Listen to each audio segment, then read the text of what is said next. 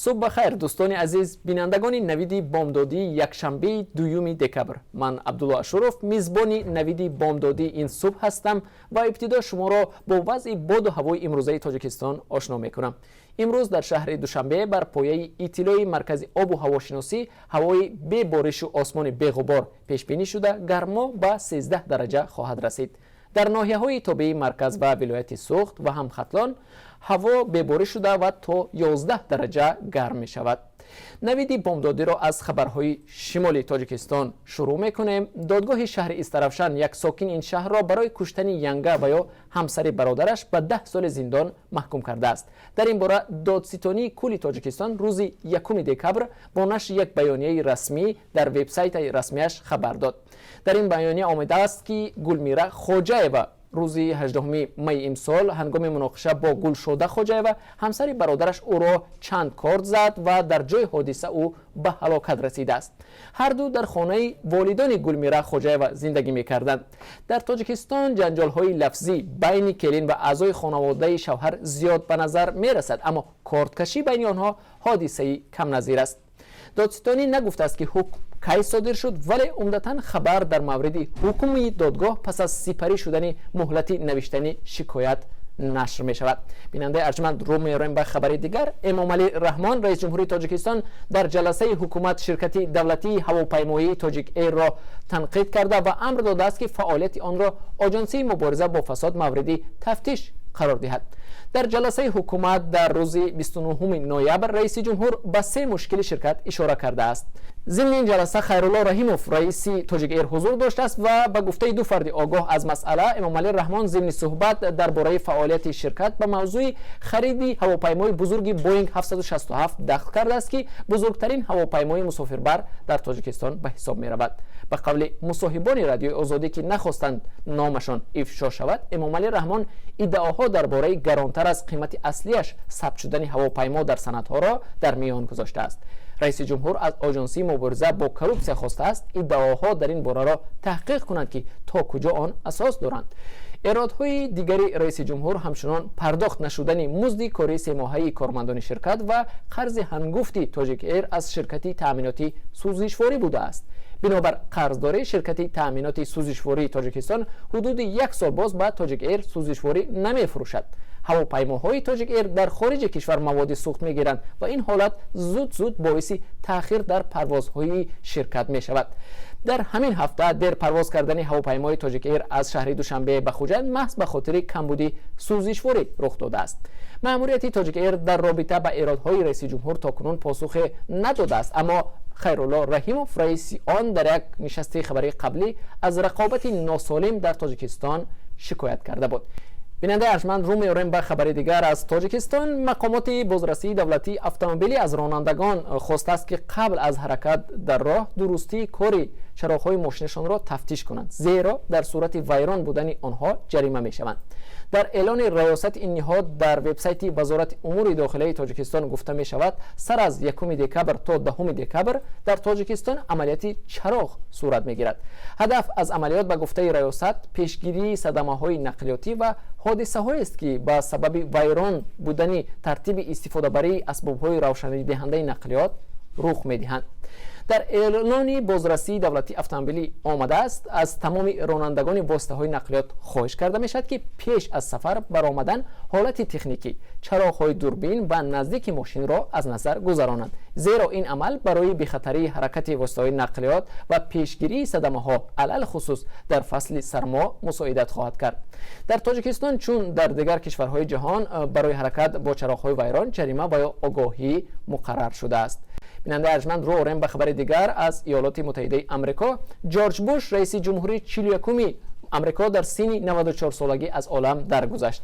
او از سال 1989 تا سال 1993 رئیس جمهوری آمریکا بود. روز 30 نوامبر فوتید.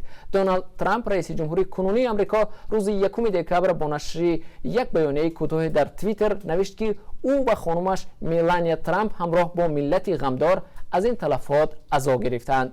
با سبب مرگ جورج بوش پرچم آمریکا در کاخ سفید روز 1 دکبر نیمه افراخته شد.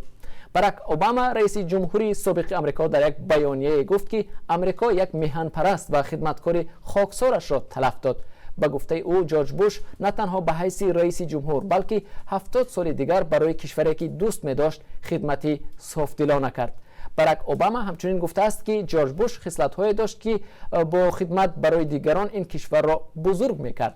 аҳдаш ин буд ки чизе хубе аз худ боқӣ гузорад. хислаташ фидокорӣ барои наздик кардани кишвар ба арзишҳои аслии амрико буд. хабари дигаре ҳам дорем ки марбут ба амрико аст. дар байни авҷи танишҳо бо иёлоти муттаҳидаи амрико эрон як киштии ҷангӣ ва ё навшикани тавлиди дохилиро ба сипоҳи баҳрии кишвар шомил кард. маросими пайвастани навшикани саҳанд ба нерӯҳои эронро рӯзи 1 декабр дар телевизионҳои давлатӣ мустақиман намоиш доданд. ин киштӣ дар пойгоҳи Бандар Аббос дар назди гулугоҳи стратегии Ҳурмуз лангаранг дохт. ба гуфтаи расонаҳои Эрон, киштии ҷангии саҳанд бо пойгоҳи фуруду бархости чархболҳо, мушакандоз ва дигар абзорҳои пешрафтаи электронии ҷангӣ муҷаҳҳаз аст. Эрон 8 сол пеш нахустин навшикани сохти дохилиро дар ихтиёри нерӯҳои мусаллаҳ қарор дошт ва 5 киштии ҷангии дигар низ дорад. фармондеҳони Эрон рӯзи 29 ноябр гуфтанд ки 2 киштии зериобии хурде низ гирифтанд ки барои шино дар тунук об ба мисли халиҷи Форс мувофиқ карда шудааст. эълони фармондеҳон талоше барои нишон додани қудрати низомии Эрон дар баробари амрико аст ки моҳи майи имсол аз созиши атомӣ бо Теҳрон хориҷ шуд ва таҳримоти сахттарро бар зидди ин кишвар дигарбора иҳьё кард. бинандаи арҷманд, хабари дигари мо аз олами варзиш аст. гӯштигирони тоҷик дар мусобиқаи байналмилалии Берлиниада 2018 ки дар шаҳри Берлини Олмон баргузор шуд 3 медал, 1 нишони тилло ва 2 нишони нуқра ба даст оварданд. дар ин бора ба радиои озодии доварӣ дараҷаи байналмилалии Маҳмуд Абдуллоев, дабири кулли Федератсияи самбои Тоҷикистон рӯзи 1 декабр аз шаҳри Берлин хабар дод. ӯ гуфт ки дар ин мусобиқаи байналмилалӣ беш аз 200 варзишгар аз Арманистон, Олмон, Русия, Тоҷикистон, Украин ва дигар кишварҳо ширкат доштанд. Тоҷикистон дар ин мусобиқаи байналмилалӣ 3 варзишгарро фиристода буд. Разави Навбаҳоров, паҳлавони тоҷик, дар рақобатҳо дар вазни зери 62 килограмм мақоми аввалро касб намуд ва бо медали тилло сарфароз гашт. 2 паҳлавони дигари тоҷик, Шамшоди Шамсӣ Маҳмад дар вазни зери 55 килограмм ва Шаҳром Шералиев дар вазни зери 82 килограмм барои ҷойҳои дуюм бо медали нуқра мукофотонида шуданд. бинандаи арҷманд, хабари дигаре ҳам дорем то ҳадде ба варзиш рабт дорад. Кумитаи байналмилалии олимпӣ эълон кард ки барномаи баргузории мусобиқаи бокс дар олимпиадаи тобистонаи Токиоро мутаваққиф намуда, бознигарии фаъолияти иттиҳодияи байналмилалии боксро дар миён мегузорад. рӯзи 30 ноябр Кумитаи байналмилалии олимпӣ изҳороте пахш намуд, иброз дошт ки тарзи раҳбарӣ, маъмурияти молӣ ва ҳамоиши варзиши ин ниҳодро тафтиш мекунад. 4 сол инҷониб иттиҳодияи байналмилалии бокс ба буҳрон мувоҷиҳ аст. раиси иттиҳодияи байналмилалии бокс Ғафур Раҳимов гуфтааст ки аз вазъи ба вуҷуд омада нигарон аст. дар ҳамин ҳол яке аз мояҳои нигаронии Кумитаи байналмилалии олимпӣ нақши раиси иттиҳодияи он Ғафур Раҳимови Узбектабор аст ки аз сӯи вазорати молияи Иёлоти Муттаҳидаи Амрико ҳамчун узви калидии шабакаи байналмилалии ҷиноӣ арзёбӣ мешавад. бинандаи арҷманд, хабарҳои варзишро идома медиҳем.